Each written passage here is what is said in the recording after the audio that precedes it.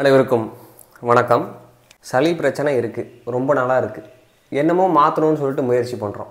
முயற்சி பண்ணியும் அதை நம்மளால் மாற்ற முடியல.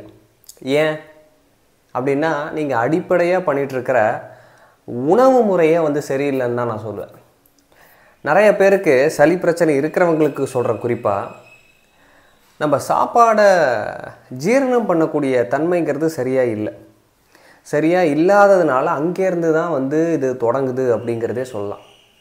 நீங்களே கவனித்து பார்த்துருப்பீங்க, ஒரு சில நாட்களில் நம்ம கொஞ்சம் குறைவாக சாப்பிட்றப்போ சளி பிரச்சனை பெருசாக இல்லாமல் இருக்கும். அதிகமாக சாப்பிட்றப்போ, குறிப்பாக வயிறு ஃபுல்லாக சாப்பிட்றப்போ பார்த்திங்கன்னா சளி பிரச்சனை அடுத்த நாள் ஹெவியாகும். இல்லை ஒரு சில நேரங்களில் நம்ம சாப்பிட்டோன்னே அதிகமாக சாப்பிட்டோன்னே சளி அதிகமாகிறத நம்ம கவனிப்போம். அப்போது கம்மியாக சாப்பிடணும், அரை வயிறு சாப்பிடணும் அப்படிங்கிறது ரொம்ப முக்கியம். ப்ளஸ் சாப்பிட்றப்போ ஒரு வேளை நல்லா திருப்தியாக சாப்பிட்டாலே போதும். நம்மளுடைய இப்போ இருக்கிற காலகட்டத்தில் நம்மளோட வேலைகளுக்கு ஒரு வேளை நல்லா சாப்பிட்றதுங்கிறதே போதும்.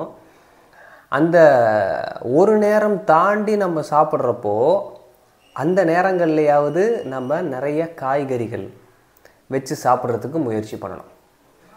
எல்லா நேரமும் இந்த கார்போஹைட்ரேட் உணவை வயிறு ஃபுல்லாக நம்ம திணிக்கிறப்போ பெரிய பிரச்சனையாகுது. அந்தளவுக்கு உடலுக்கு தேவையில்லை, ஜீரணம் பண்ணவும் முடியல. ஏன்னா உங்களுக்கு என்ன வேலை இருக்குது?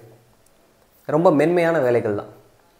ஆஃபீஸ் போயிட்டு வர்றது, கம்ப்யூட்டர் வேலை, இல்லை வீட்டில் இருந்துட்டு வேலை செய்கிற வேலை, இந்த மாதிரி மென்மையான வேலைகள் தான் இருக்குது. அப்படி இருக்கிற சூழ்நிலைகளில் அவ்வளோ உணவு நமக்கு தேவையில்லை அப்படிங்கிறது தான் உண்மை. இல்லை ஆனால் அப்பப்போ பசி எடுக்கிற மாதிரி இருக்குது, சாப்பிட்ணும் அப்படின்னா மற்ற நேரங்கள் சாப்பிட்றப்ப நிறைய காய்கறிகள் சேர்த்து கம்மியான அளவு இந்த உணவு எடுத்துக்கலாம். ரைஸ், அரிசி சாப்பாடு, பாரம்பரிய அரிசி உணவுகள் முடிஞ்சால் முயற்சி பண்ணலாம். இட்லி தோசை சாப்பிட்ற பழக்கத்தை கண்டிப்பாக விடணும். தயிர் சாப்பிட்றத விடணும். பால் சாப்பிட்றத விடணும். புளிச்ச ஐட்டம்ஸ் இருக்கக்கூடிய இந்த பழைய சாதம் அதையும் சாப்பிட்றத கொஞ்சம் விடணும். இதெல்லாம் விட்டால் இம்ப்ரூவ்மெண்ட்டு தெரியும். இல்லை சளியும் இருக்குது, தொடர்ச்சியாக பாலும் குடிச்சிட்ருப்பேன், தயிர் ரொம்ப பிடிக்கும் சாப்பிடுவேன், வெள்ளை சர்க்கரையில் செஞ்ச பலகாரங்கள் அதிகமாக சாப்பிட்றது, இதெல்லாம் சாப்பிட்டுட்டு இருந்தோம்னா சரி வராது. என்ன பண்ணலாம் சொல்லுங்கள்? ஸ்நாக்ஸு, இடப்பட்ட நேரத்தில் நிறைய ஸ்நாக்ஸ் சாப்பிட்ற பழக்கமும் இருக்குது. பசி இருக்கோ இல்லையோ கொஞ்சம் உணவை பார்த்தோன்னே அப்படி லைட்டாக வயிற்றில் போட்டுக்கணும். வாய் இப்படி அரைக்கணுங்கிற உணர்வு வந்துடுது. வாய் அரைச்சிட்டே இருக்கணும், அப்போ தான் ஒரு நல்ல ஒரு திருப்தியான ஒரு உணர்வு வருது. அப்படிங்கிற மாதிரி பார்த்தோன்னே அதை எடுத்து வாயில் போட்டுக்கிறது. வயிற்றில் ஏற்கனவே ஜீரண சக்தி கம்மியாக இருக்குது, ஏற்கனவே சாப்பிட்ட உணவை ஜீரணம் பண்ணுறதுக்கு கஷ்டப்பட்டுருக்கு. அப்போ அந்த சூழ்நிலையில் மேற்கொண்டு இந்த ஸ்நாக்ஸை போட்டோம்னா அது எப்படி தான் ஜீரணமாகுங்கிறத நீங்களே உங்களுடைய சுய புத்தியை கொஞ்சம் பரிசோதனை பண்ணி சொல்லுங்களேன். எனக்கு செரிமானம் ஆகாத பொருள் என்னவா மாறுது? உங்களுக்கு உடல்லையே சளி ஃபார்மேஷன் அப்படிங்கிறது நடக்க ஆரம்பிக்குதா இல்லையா? இங்கேருந்து அப்படியே கிளம்புது எல்லாமே. இங்கே சரியாக மெயின்டைன் பண்ணுறதில்ல. மோஷன், பல பேருக்கு சரியாக மோஷனும் போகிறதில்ல. அதுவும் ஒரு பெரிய பிரச்சனை தான். அப்பப்போ குடலில் கொஞ்சம் க்ளீனிங் பண்ணிக்கணும். தேவைப்படுற நேரங்களில் இயற்கை இனிமா கொடுக்கணும், கொஞ்சம் கடுக்காய் பொடி எடுக்கணும், இதெல்லாம் எடுத்து குடலில் கொஞ்சம் க்ளீனிங் பண்ணி வைக்கணும். சின்ன சின்ன ஃபாஸ்டிங், அதிகமாக உணவு சாப்பிட்றதும் குடலுக்கு ஒரு வேலை தான். அப்போது சின்ன சின்ன ஃபாஸ்டிங் நேரம் இருக்கிறப்போ, வீட்டில் இருக்கிறப்போவாச்சு கொஞ்சம் தண்ணி மட்டும் குடிச்சிட்டு ஓய்வில் இருக்கணும். ஓய்வில் இருந்தால் என்ன ஆகும்? குடல் கொஞ்சம் க்ளீனிங் வேலையை கொஞ்சம் பார்க்கும். உடம்பில் இருக்கிற பழைய சளி கழிவுகளை கொஞ்சம் வெளியில் அனுப்புகிற வேலையை பார்க்கும். பக்குவம் வேணும், பொறுமை வேணும், புரிதல் வேணும், நிதானம் வேணும். இதெல்லாம் இருந்து தான் இதெல்லாம் பண்ண முடியும்.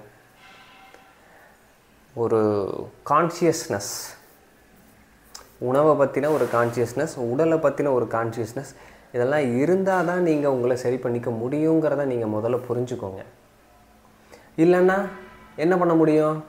சளியோடையே தான் வாழ்ந்துட்டுருக்கணும். நம்ம சளியோடையே வாழ போகிறோமா, இல்லை அந்த சளியை குணப்படுத்திக்கிறதுக்காக ஏதாவது முயற்சி பண்ண போகிறோமா, இல்லை மருந்தை வாங்கி சாப்பிட்டுட்டு உட்காந்துருக்க போகிறோமா, பஃப் எடுக்க போகிறோமா, நெபுலைசர் எடுக்க போகிறோமா, என்ன பண்ண போகிறோம்? நம்ம அதை நம்ம தானே தீர்மானம் பண்ணணும் இல்லையா? கான்ஷியஸ் ஈட்டிங்குள்ளே வாங்க. நான் சொன்ன மாதிரி முறையில் உணவுகள் கொஞ்சம் எடுத்துக்கோங்க. இந்த உணவுகள் அவாய்ட் பண்ண வேண்டியதை ஃபஸ்ட்டு அவாய்ட் பண்ணுங்கள். பசியை கவனித்து அரை வயிறு சாப்பிடுங்க. ஓவராக ஃபீடிங் பண்ணிக்காதீங்க. அதிகமாக ஃபீடு பண்ணிக்கிட்டே இருந்தோம் அப்படின்னா சளி அதிகமாகிட்டே இருக்கும். லைட்டான பசியில் உடம்பை வச்சுக்கிட்டே இருங்க. இதுவே நமக்கு பல மாற்றத்தை ஏற்படுத்தும் அப்படிங்கிறது தான் உண்மை. வீட்டு சாப்பாடு சாப்பிடுங்க. முடிஞ்ச அளவுக்கு வெளி சாப்பாடு வேண்டாம். என்றைக்காச்சும் ஒரு நாள் சாப்பிட்லாம், ஜாலியாக, ஒன்றும் தப்பு இல்லை. தினசரி பேசிஸில் வெளி சாப்பாடெலாம் சாப்பிடாமல் இருக்கிறது ரொம்ப நல்லது. அசைவம்லாம் கொஞ்சம் சாப்பிடாமல் இருந்தாலும் நல்லது சளிக்கு. இதெல்லாம் கொஞ்சம் புரிஞ்சுட்டு பண்ணிட்டு வந்தால் நீங்கள் உங்களை சரி பண்ணிக்கலாம். முயற்சி பண்ணுங்கள். பார்க்கலாம் என்ன தான் நடக்குதுன்னு சொல்லிட்டு ஒரு மாதம் முயற்சி பண்ணி பார்க்கலாமே, என்ன தான் நடக்குதுன்னு பார்க்கலாம். சரியா? அடுத்த வீடியோவில் சந்திக்கலாம். நன்றி, வணக்கம்.